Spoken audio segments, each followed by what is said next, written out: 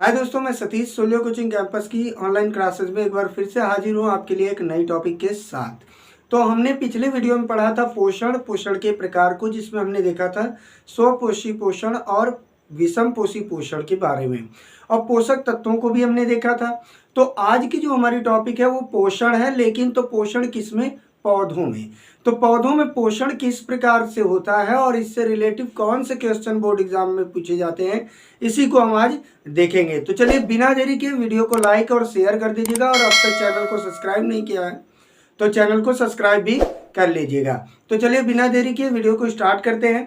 तो हमारी आज की जो टॉपिक है वो क्या है? पौधों में पोषण।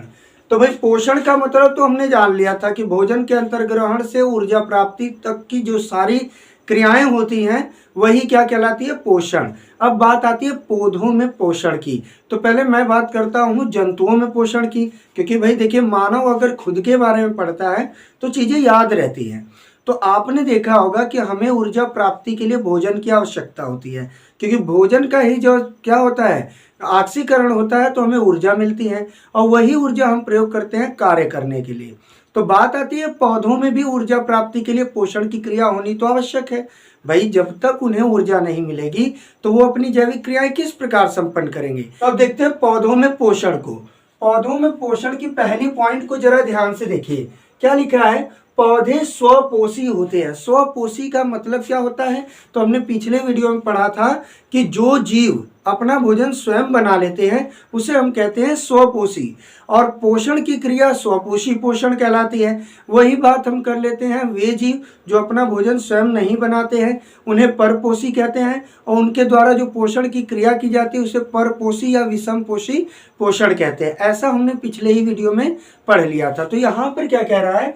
पौधे स्वपोषी होते हैं, मतलब पौधे अपना भोजन स्वयं बना लेते हैं, जबकि जंतु परपोषी होते हैं। परपोषी का मतलब ये अपना भोजन स्वयं नहीं बनाते, भोजन के लिए ये किसी अन्य जीवों पर क्या होते हैं? आश्रित होते हैं।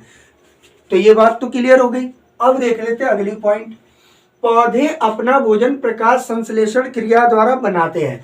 अब ये प्रकाश संश्लेषण के विषय में आपने कई बार पढ़ा है कि पौधे जो होते हैं वो सूर्य के प्रकाश की उपस्थिति में भोजन का निर्माण करते हैं। ये जितना कहना आसान है उतना ही ये क्या है? जटिल प्रोसेस है। मतलब आसानी से भोजन का निर्माण नहीं होता, मतलब पौधों को भी काफी कठिनाइयों का सामना करना पड़ता है। तो चलिए अब देखते हैं प्रकाश संश्लेषण की क्रिया क्या है और किस प्रकार पौधे अपना भोजन तैयार करते हैं।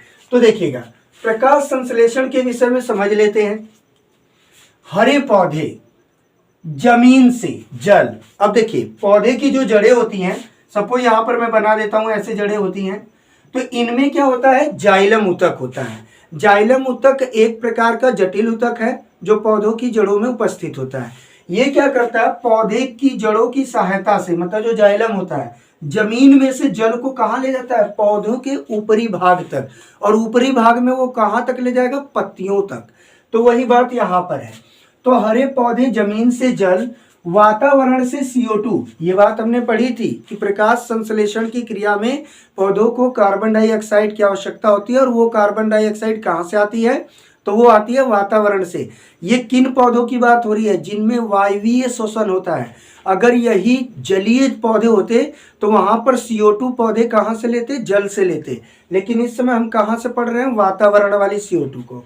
तो पौधे जो होते हैं CO2 कहाँ से ग्रहण करते हैं? वातावरण से ग्रहण करके सूर्य के प्रकाश, भाई आपको पता है प्रकाश संश्लेषण की क्रिया हो और सूर्य का प्रकाश ना हो, ये तो हो ही नहीं सकता। तो सूर्य के प्रकाश की उपस्थिति में क्लोरोफिल। अब क्लोरोफिल क्या होता है? तो आपको पता है पौधों की पत्तियों में या हरे भागों में हरित लवक होता है, और उसी में पाया जाता है आपका क्या? क्लोरोफिल। तो उसी की बात हो रही है। तो क्लोरोफिल की सहायता से अपना भोजन बनाते हैं, और इसी प्रोसेस को हम क्या कहते हैं? प्रकाश संश्लेषण की क्रिया कहते हैं। बात यहां तक क्लियर हो गई। तो चलिए देखते हैं इस क्रिया में क्या अभिक्रिया होती है, मतलब क्या केमिकल चेंजेस आते हैं पौधे के पत्तियों के अंदर। तो देखिए, वातावरण से पौधे ग्रहण क्या किए थे? CO2, और जमीन से क्या लाए थे? जल। और ये दोनों चीजें रिएक्ट कब करती हैं? जब सूर्य का प्रकाश होता है, और पत्तियों में क्या होता है? क्लोरोफिल होता है। जो पत्तियां मुरझा जाती हैं, जिनका पीलापन आ जाता है, वो पत्तियां ऐसा काम नहीं करेंगी। जिसमें क्लोरोफिल होगा वो पत्तियां हरी होंगी और उसी में भोजन का निर्माण होगा। तो CO2 और H2O किसकी उपस्थिति में काम करेंगे? सूर्य के प्रकाश और क्लोरोफिल की। तो जब दोनों रिएक्ट होते हैं तो बनाते हैं ग्लूकोज, ऑक्सीजन गैस और जल। अब यहां पर बात को समझिएगा, कार्बन डाइऑक्साइड और जल मिले थे और इन्होंने बनाया क्या? ग्लूकोज, ऑक्सीजन गैस और वापस से जल बना दिया। तो आप तो ये सोच रहे होंगे सर यहाँ पर आपने 12 जल क्यों लिए हैं जब उधर 6 जल निकल ही जा रहे हैं? तो इसका कारण हम अभी आगे देखेंगे। बस यहाँ पर समझिएगा, जो पौधों की पत्तियों में अनावश्यक जल होता है वही वाष्प रूप में क्या होता है? वातावरण में चला जाता है। तो आपने जाना प्रकाश संश्लेषण क्रिया में पौधे कार्बन डाइऑक्साइड और जल की सहायता से किसका निर्माण करते हैं? ग्लूकोज का। और यही पौधे के लिए क्या होता है? भोजन। इसी को आप कार्बोहाइड्रेट कह सकते हैं। चलिए अब बात कर लेते हैं क्या? नोट की। नोट क्या होता है भाई? तो नोट होता है कोई इंपॉर्टेंट पॉइंट को दर्शाने के लिए हम लोग लिखते हैं। तो यहाँ पर क्या दिया जा रहा है? प्रकाश संश्लेषण क्रिया में बने कार्बोहाइड्रेट, मतलब इसकी बात कर रहा है भाई C6H12O6, जिसको हमने ग्लूकोज कहा था। कार्बोहाइड्रेट से ही पौधों को जैविक क्रिया के लिए क्या प्राप्त होती है भाई? ऊर्जा प्राप्त होती है। ठीक है, मिलती है। यदि ग्लूकोज की मात्रा शेष बचती है, मतलब जो उन्होंने भोजन बनाया अगर उसमें ग्लूकोज ज्यादा बन गया है, मतलब उनकी आवश्यकता से ज्यादा है, बच गया है, तो उसकी बात है, तो वो मंड के रूप में क्या हो जाता है? संचित होता रहता है। ठीक है ना? पौधों में जो अधिक मात्रा में ग्लूकोज बनता है वही क्या हो जाता है? पौधों में संचित हो जाता है। किसके रूप में? मंड के रूप में। और जब कभी पौधों को ऊर्जा की आवश्यकता होती है तो ये मंड वापस से क्या करता है? एनर्जी फॉर्मेशन करता है और पौधे अपनी जैविक क्रियाओं को सुचारू रूप से कर लेते हैं। मैंने आपको एक बात और भी बताई थी कि जंतु में भी जब हम भोजन ज़्यादा ग्रहण करते हैं तो अनावश्यक जो ऊर्जा होती है वो हमारे शरीर में ग्लाइकोजन के रूप में संचित हो जाती है। और वही ग्लाइकोजन जब हमें भोजन नहीं मिलता है या हम व्रत की स्थिति में होते हैं, व्रत रहते हैं ना भगवान का, उसी की बात हो रही है। तो व्रत की स्थिति में वही क्या होता है? ग्लाइकोजन हमें वापस से एनर्जी उत्पन्न करता है। वही बात पौधों में होती है। बस अंतर क्या होता है? जंतुओं में ग्लाइकोजन के रूप में ऊर्जा संचित होती है और पौधों में जो ग्लूकोज था वो मंड के रूप में संचित होता है। मंड को ही स्टार्च कहते हैं। तो ये बातें यहाँ तक क्लियर हो गई हैं। अब बात करते हैं प्रकाश संश्लेषण क्रिया के दौरान होने वाली घटनाएं। भाई कोई भी घटना होगी तभी तो भोजन निर्माण होगा, ऐसा तो है नहीं बस सूर्य उग गया, पौधों की पत्तियां हरी है, बस तुरंत तुरंत भोजन बन गया, ऐसा तो होगा नहीं। तो यहाँ पर बात होती है क्या कि कुछ घटनाएं संपन्न होती हैं, उनको देख लेना आवश्यक है। तो चलिए देखते हैं। तो पहली घटना क्या होती है? कह रहा है क्लोरोफिल। क्लोरोफिल के द्वारा या क्लोरोफिल द्वारा प्रकाश ऊर्जा को अवशोषित करना। मतलब जो पौधों की पत्तियां हरी हरी होती है ना, हरी का मतलब आप समझ रहे होंगे, इस तरह की बात की जा रही है। ये मान लीजिए पत्तियां हैं, वैसे ये तो मार्कर काला है, आपको काला काला दिख रहा होगा, लेकिन मान लीजिए सपोज ये क्या है? ग्रीन कलर का है। ये पत्तियों में सिराएं होती है। सिराएं का मतलब जो पत्तियों पर आप देखते हैं ना डिजाइन बनी रहती है जड़ों जैसी, उसकी बात हो रही है। तो ये जो हरा वाला भाग यहाँ पर होता है यही आपका क्या होता है? क्लोरोफिल होता है। इसी पर सूर्य का प्रकाश पड़ता है तो ये क्या करता है? सूर्य के प्रकाश को अवशोषित कर लेता है। तो एक घटना तो ये हो गई, पत्तियों द्वारा सूर्य के प्रकाश को क्या किया गया? अवशोषित किया गया। दूसरी घटना क्या होती है?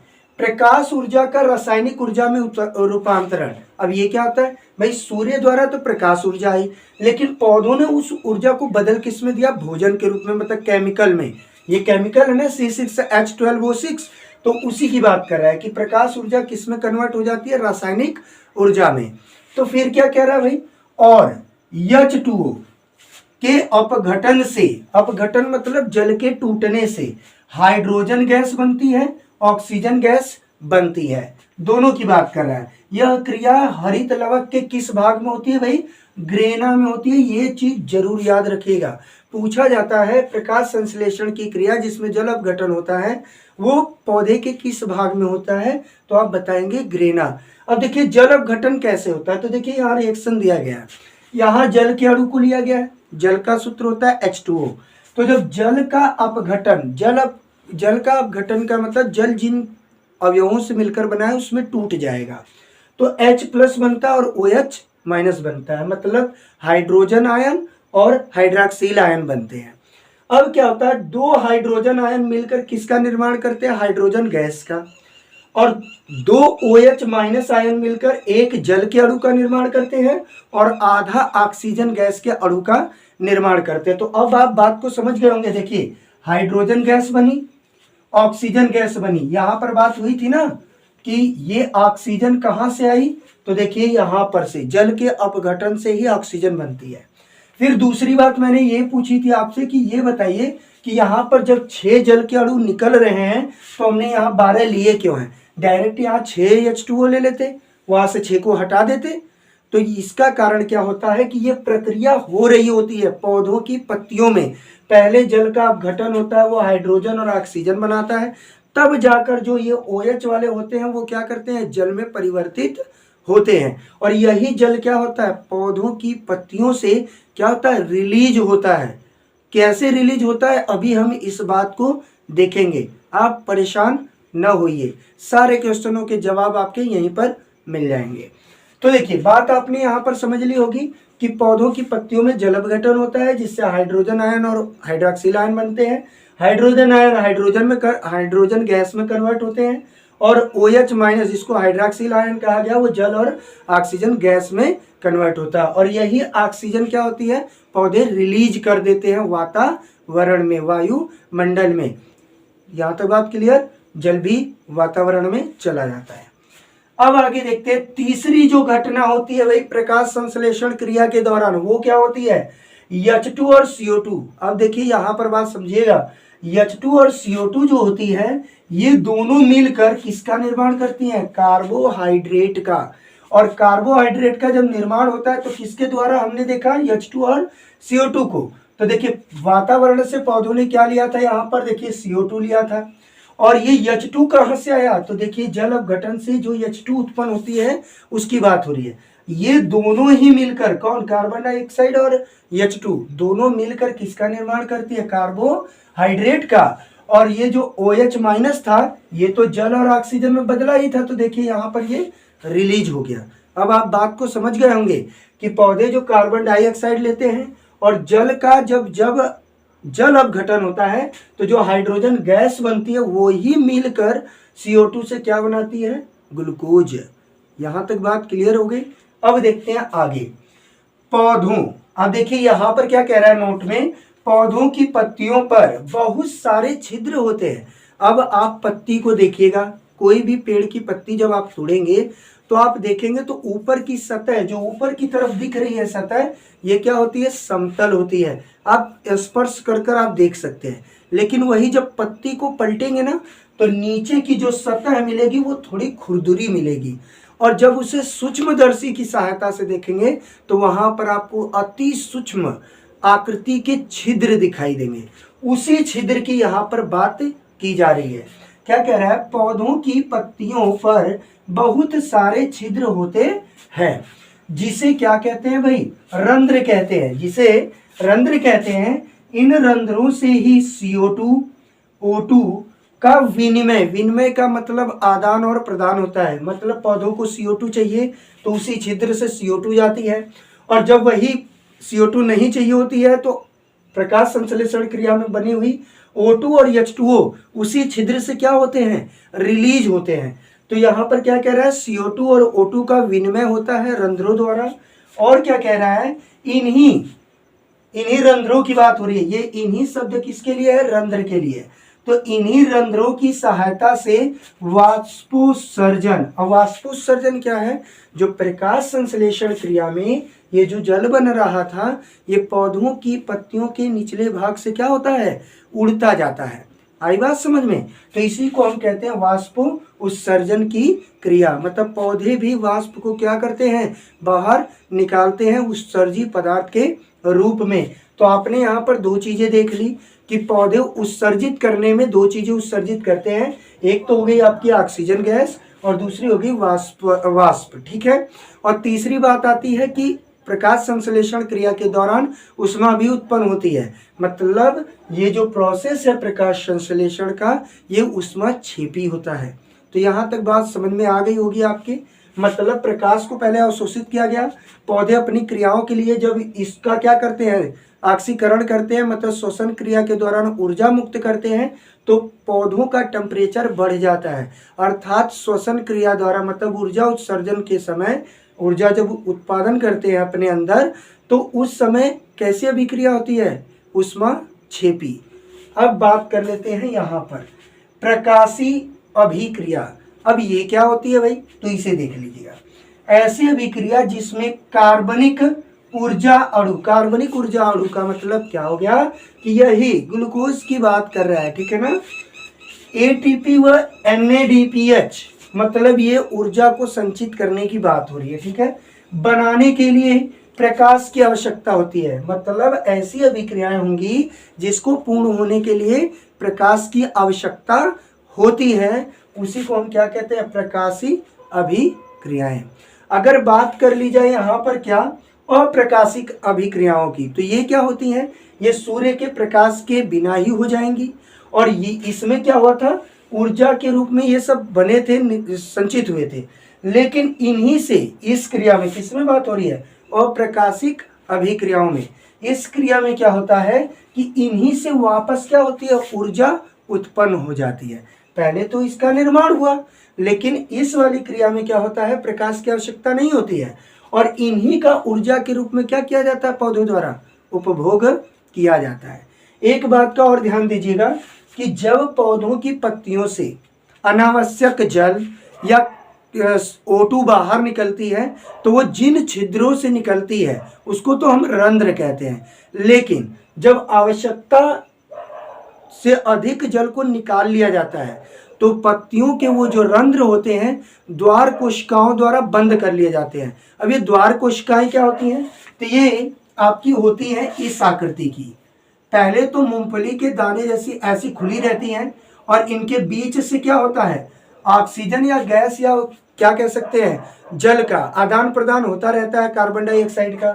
लेकिन जैसे ही पौधों को इनकी आवश्यकता समाप्त हो जाती है, मतलब न CO2 अंदर ग्रहण करने की और न ही ऑक्सीजन बाहर जाने की, तो ये छिद्र क्या होते हैं, इन्हीं कोशिकाओं के फूलने की वजह से बंद हो जाते हैं, और गैसों का विनिमय बंद हो जाता है, और यहाँ तक कि जल का भी जो वाष्पन हो रहा था वो भी बंद हो जाता है।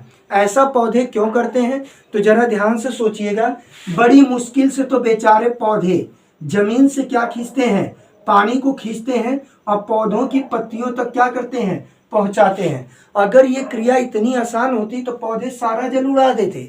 बड़ी कठिनाई से ही वो क्या करते हैं, जमीन से जल को ऊपर की ओर क्या करते हैं, ले जाते हैं ऊपर, और पत्तियों तक पहुंचाते हैं। अब चलिए देखते हैं पौधों में पोषण की जो क्रिया होती है पत्तियों में, वो किस प्रकार से संपन्न होती है। मतलब प्रकाश संश्लेषण की क्रिया के दौरान पौधों की पत्तियों में क्या परिवर्तन होते हैं, गैसों का आदान प्रदान कैसे होता है, तो चलिए अब इसे चित्र के माध्यम से समझते हैं, कहीं जाइएगा मत। तो चलिए अब देखते हैं। हाँ, एक बात का ध्यान रखिएगा, इस चित्र को अभी भूल जाइए, इसे देखकर डरिएगा मत। ये कोई बहुत का चित्र नहीं है, ये पौधे की अनुप्रस्थ, पौधे की पत्तियों की अनुप्रस्थ क्या है, काट है। तो पहले हम देख लेते हैं पौधे की पत्ती। तो सपोज मान लीजिए पौधे की पत्ती ऐसी होती है, ये तो आप जानते हैं, इसमें ये क्या होती हैं, सिराएं होती हैं, और ये जो पत्ती का खुला हुआ भाग, ये चौड़ा वाला भाग दिखता है, ये क्या होता है, पर्णफलक होता है, ठीक है। ये पर्णविरिंत होता है, ये जो पत्ती जाकर कहाँ लगी होती है, शाखाओं से। तो इसी शाखा वाले पर्णविरिंत वाले भाग जब पत्ती के अंदर प्रवेश करते हैं तो हम इसे मध्य सिरा कहते हैं, ये जो बीच में है, और इससे जो ये आकृति निकली है इसको हम कहते हैं सिरा। तो अब देखिए, मान लीजिए इस पत्ती को हमने बीच में से क्या कर दिया, काट दिया, और पत्ती को काटने के बाद सपोज मान लीजिए हमें ऐसी आकृति प्राप्त होती है। ये थोड़ा सा मैं जल्दी बना रहा हूँ। मान लो यहाँ से हमने काट दिया, तो ये हो गई यहाँ से, ये हो गई यहाँ से, ठीक है। इस वाले भाग की बात हमें करनी है, चाहे इस वाले भाग की, दोनों में से किसी की बात कर सकते हैं। तो मैं ऊपर वाले सिरे को लेता हूँ यहाँ पर, तो इसी को समझाना है मुझे। तो आप ध्यान से देखिएगा, पत्ती का जो ऊपरी भाग होता है उसे हम क्या कहते हैं, बाह्य त्वचा, जो बाहर की तरफ है, और वही पौधे के निचले वाले हिस्से की बात करें तो उसे हम क्या कहेंगे, आंतरिक त्वचा। तो यहाँ पर जो हमें दिख रहा है ऊपर वाला भाग, ये वह है त्वचा है ऊपर, और इसके पीछे वाला जो भाग है वो क्या है, आंतरिक त्वचा वाला भाग है। तो चलिए अब देखते हैं। तो पत्ती में मैंने क्या बताया, जो बीच में आकृति है उसे हम कहते हैं मध्य सिरा, और जो इसमें से शाखा जैसा ऐसे इससे निकला है ये क्या कहलाता है, सिरा। यहां तक बात समझ में आ गई। अब देखिए संवहन मंडल क्या होता है। तो आपको पता होगा कि जटिल ऊतक के रूप में पौधों में दो चीजें पाई जाती है, एक होता है जाइलम और एक होता है फ्लोएम। जाइलम क्या करता है, जमीन से पौधों के लिए जल को उपलब्ध कराता है और यही ऊपर की ओर जाता है पत्तियों में, जाइलम लेकर जल को। और जो पत्तियों में भोजन का निर्माण होता है, फ्लोएम क्या करता है, पौधों के विभिन्न भागों तक पहुंचाता है। मतलब जाइलम जल पहुंचाने का काम करता है और फ्लोएम क्या करता है, भोजन पहुंचाने का। तो दोनों जो ऊतक होते हैं वो किस काम में आगे भाई, संवहन के लिए। तो वही बात की जा रही है कि ये जो सिरा होती है बीच वाली मध्य सिरा, ये आपकी क्या है, संवहन मंडल है। तो बात यहां तक समझ में आ गई। अब ये जो आकृति आप देख रहे हैं इतने दूर की, अब इसकी चर्चा हमें करनी है, ठीक है। तो देखिए यहाँ वाले भाग को हम काट कर इतना मोटा दिखा रहे हैं, मतलब ये पत्ती इतनी मोटी है ना, इसी को हमने यहाँ पर बनाया है चित्र के रूप में। और ये जो गोल वाला भाग है इसे आप यहाँ पर बना सकते हैं इस तरह, कोई दिक्कत नहीं है। हम उसकी बात नहीं करेंगे, चल जाएगा, क्योंकि हमने जाना कि यहीं से जाइलम और फ्लोएम, यहीं पर जाइलम और क्या काम करता है भाई, फ्लोएम, जल ले जाने और लाने, भोजन को लाने का काम करते हैं फ्लोएम। तो यहां तक बात तो समझ में आ गई होगी। अब जो पत्ती की ये मोटी वाली काट यहां से हमने ली है, जिसका यहां पर चित्र बनाया गया, अब उसकी बात करते हैं। तो ध्यान दीजिएगा, देखिए ये हो गई ऊपरी परत, मतलब ये वाला हिस्सा जो ऊपर की तरफ है इसकी बात हो रही है, और ये जो नीचे वाला है वो ये है, ठीक है, यहाँ का। और हमने जो ये डिजाइन बनाई है बीच में आकृति, वो कौन सी है, ये है, ठीक है ना, ये वाला हिस्सा है। समझ में आ गई बात। ये सबसे ऊपरी भाग है पत्ती का, ये सबसे निचला भाग है, और बीच में जो पत्ती की मोटाई के बीच में होता है उसको हमने यहाँ पर डिजाइन किया है। अब देखिए पत्ती की मोटाई में होता क्या है। तो देखिए ये जो आपको दिखाई दे रहा है, ये गोले गोले जैसा, ये क्या है, पत्तियों के बीच में हरित लवक के क्या है, स्रोत है। यहीं पर आपको हरित लवक मिलेगा। जितने भी ये गोली जैसी आपको डिजाइन दिख रही है, इन सब में क्लोरोप्लास्ट या जिसको हम हरित लवक कहते हैं वो है। और इनके मध्य जो स्थान स्थित है इसको हम कहते हैं वायु कोश। देखिए मैंने यहाँ पर नाम भी लिखा है, ये सारा जो स्थान है ये आपका क्या है, वायु कोश है। बात समझ में आ गई। अब देखते हैं इन हरित लवकों के बीच में जो ये खाली स्थान है वो क्या कहलाता है, रिक्तिका। मतलब वहां पर कुछ नहीं है तो उसे हम क्या कहेंगे, रिक्तिका।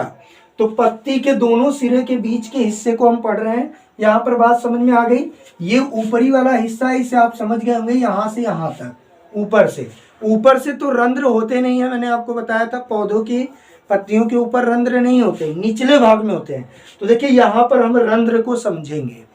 अब होता क्या है, देखिए ये द्वार कोशिकाएं, क्या है, द्वार कोशिकाएं। अभी मैंने पीछे बताया था कि पौधों की पत्तियों के ये निचले हिस्से पर क्या होती हैं, आपकी द्वार कोशिकाएं होती हैं, जो गैसों के आदान प्रदान के लिए क्या होती हैं, महत्वपूर्ण भूमिका निभाती है। रंध्रों के पास होती हैं, ये जानते रहिएगा। तो ऐसी ही कई द्वार कोशिकाएं यहाँ पर रहती हैं। इसमें क्या होता है तो पहले समझिएगा, ये छिद्र खुले रहते हैं और प्रकाश संश्लेषण की क्रिया के दौरान इसमें से कार्बन डाइऑक्साइड क्या होती है, अंदर की तरफ जाती है। अब जरा समझिएगा कैसे जाती है। देखिए मैं ये द्वार कोशिका मिटा रहा हूं, ध्यान से समझिएगा। मान लीजिए ये CO2 के क्या हैं, अणु हैं। CO2 मतलब कार्बन डाइऑक्साइड है ये। तो विसरण द्वारा विसरण क्या होता है, जिधर गैस के अणु ज्यादा होते हैं तो वो क्या करते हैं, जिधर गैस के अणु कम होते हैं उधर की तरफ गति करने लगते हैं, मतलब इधर अंदर की तरफ। तो इसी की बात यहाँ पर की जा रही है कि वातावरण में जो CO2 होती है उसके अणु विसरण के कारण पौधों के अंदर प्रवेश करने लगते हैं, पत्तियों के अंदर। तो पत्तियों के अंदर जहां से प्रवेश करते हैं वो होती है द्वार कोशिकाएं, और रंध्र के कारण ही प्रवेश करते हैं, मतलब रंध्र के मुख पर ही होती है क्या, आपकी द्वार कोशिकाएं। तो तो ये क्रिया तब तक जारी रहती है जब तक अंदर CO2 की मात्रा क्या ना हो जाए, पूरी ना हो जाए। जब पूरी तरह से इसमें CO2 आ जाती है, प्रकाश संश्लेषण की क्रिया क्या हो जाती है, शुरू हो जाती है, तब CO2 की जरूरत समाप्त हो गई होती है। तो यहां पर बनती क्या है आपकी ऑक्सीजन। अभी आपने जाना था कि जल और कार्बन डाइऑक्साइड के मिलने से ग्लूकोज बनता है और साथ में आपका O2 बनती है और जल बनता है। जल किस रूप में, वाष्प के रूप में। तो इन्हीं द्वार कोशिकाओं से जो अंदर ऑक्सीजन ज्यादा है भाई, बाहर तो ऑक्सीजन है ही पर्यावरण में, लेकिन पौधे जब इस कार्बन डाइऑक्साइड के कारण और जल के कारण भोजन बनाते हैं तो O2 रिलीज होती है ना, बनती है। तो इसके अंदर जो ऑक्सीजन गैस बनती है जगह जगह पर, वो ऑक्सीजन गैस इसी द्वार कोशिकाओं से क्या होती है, बाहर की ओर निकलना शुरू कर देती है। पहले CO2 गई, अब क्या निकल रही है वहां से, ऑक्सीजन गैस। और साथ में ही जो जलवाष्प होती है वो भी इन रंध्रों से क्या होती है, द्वार कोशिकाओं से होते हुए बाहर की तरफ आती है। यहां तक बात क्लियर हुई। मतलब पर्यावरण से, वही वातावरण से CO2 पहले कहाँ जाती है, पत्तियों के अंदर। प्रकाश संश्लेषण की क्रिया प्रारंभ होती है सूर्य के प्रकाश की उपस्थिति में। फिर वहां पर बनता क्या है आपका, जलवाष्प बनती है और ऑक्सीजन गैस बनती है। ये दोनों वापस उन्हीं द्वार कोशिकाओं से या रंध्रों से क्या होती हैं, पत्तियों से बाहर आना शुरू हो जाती हैं। और ये क्रिया तब तक चलती है जब तक पूरी ऑक्सीजन, मतलब जितनी ऑक्सीजन इनके लिए अनावश्यक है पौधों के लिए, उसको बाहर नहीं कर लेते, तब तक ये क्रिया चलती रहती है। जब अनावश्यक जल और ऑक्सीजन बाहर हो जाती है तो ये द्वार कोशिकाएं फूल कर चिपक जाती हैं आपस में। मतलब रंध्रों के मुंह को क्या कर देती हैं, बंद कर देती हैं। तो अनावश्यक जो जल उत्सर्जित हो रहा था वो रुक जाता है। तो पौधे जो जल जमीन से खींचे थे नीचे से ऊपर की तरफ, भाई वो काफी कठिनाई से खींचते हैं, ये कोई आसान प्रोसेस नहीं होता। तो इसीलिए पौधे जल का ह्रास या कह सकते हैं जल का उत्सर्जन सीमित मात्रा में ही करते हैं। तो और रंध्रों को क्या कर देते हैं, बंद कर देते हैं। जब रंध्र बंद हो जाते हैं तो ये उत्सर्जन वाला काम बंद हो जाता है, न तो O2 बाहर जाती है और न ही जल वाष्प। तो ये पूरी प्रोसेस पौधे के जिस भाग में होती है उसके विषय में हमने यहाँ पर देखा कि किस प्रकार क्लोरोप्लास्ट या हरित लवक के द्वारा प्रकाश संश्लेषण की क्रिया कराई जाती है, कैसे CO2 पौधों की पत्तियों में प्रवेश करती है और कैसे ऑक्सीजन गैस और जल क्या होता है, बाहर आता है। तो ये सारी प्रोसेस पौधे में पोषण को व्याख्या करने के लिए पर्याप्त है। उम्मीद है आज का पढ़ाया हुआ आपको काफ़ी समझ में आया होगा। तो चलिए मिलते हैं नेक्स्ट वीडियो में, जिसमें हम पढ़ेंगे किसमें, जंतुओं में पोषण, और जंतुओं में पोषण के साथ साथ हम अमीबा में भी पोषण पढ़ लेंगे। तो चलिए मिलते हैं नेक्स्ट वीडियो में। उम्मीद है आपको वीडियो पसंद आया होगा। लाइक शेयर और कमेंट जरूर किया करिए और चैनल को सब्सक्राइब भी कर लीजिएगा। मिलते हैं अगले वीडियो में।